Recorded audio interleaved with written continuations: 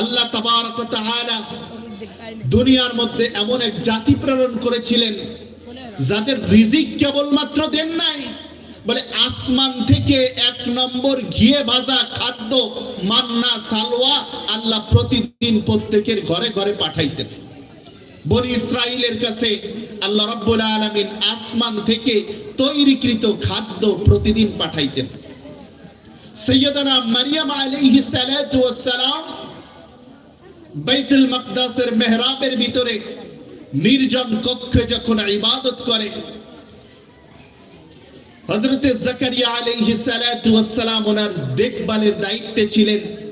মাঝে মাঝে যখন খবর নিতে আসতেন তো দেখতেন যে মারিয়ামের সামনে পবিত্র খাদ্য, বেমৌসুমি খাদ্য, যে মৌসুমে আম পাওয়া যায় না, যে মৌসুমে আঙ্গুর পাওয়া যায় না, যে মৌসুমে বেদেনা পাওয়া যায় না, এরকম বেমৌসুমি ফলের সমাহার সাইয়্যিদানা মারইয়াম আলাইহিস সালাতু ওয়াস সালামের সামনে স্তূপ করা।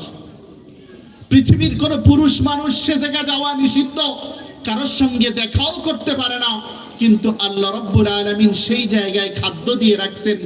জাকারিয়া আলাইহিস সালাম অবাক হয়ে জিজ্ঞেস করলেন, ও মারিয়াম, এই খাদ্য তুমি কই পাইলা?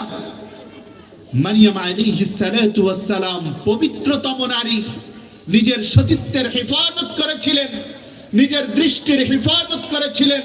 তো আল্লাহ রাব্বুল আলামিন এই নারীর উপরে খুশি হয়ে শুধুমাত্র খাদ্য দেন নাই, এই নারীর নামে এক সূরা, সূরাতুল মারইয়াম, কিয়ামত পর্যন্তর জন্য উম্মতে মুহাম্মাদের কিতাব, কিতাবে কোরআনের মধ্যে নাম হিসাবে প্রেরণ করেছেন।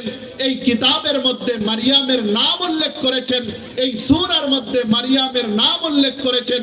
যদি কেউ এই মারিয়ামের নামেরও তেলাওয়াত করে তো প্রত্যেক হরফে 10টা করে নেকি সঙ্গে সঙ্গে আল্লাহ রাব্বুল আলামিন তার আমলনামায় দান করেন। কেন? বলে পবিত্রতম এক নারী। দেখেন কোরআনে কারীমের ভিতরে আল্লাহ রাব্বুল আলামিন বলেন, যারা পবিত্র পুরুষ, যে সকল পুরুষরা পবিত্র, নিজের জীবনকে, নিজের যৌবনকে হেফাজত করেছে আল্লাহর ভয়ে, তো আল্লাহ রাব্বুল আলামিন তাদের জন্য সতী সাধী নারীকে সংরক্ষণ করেছেন।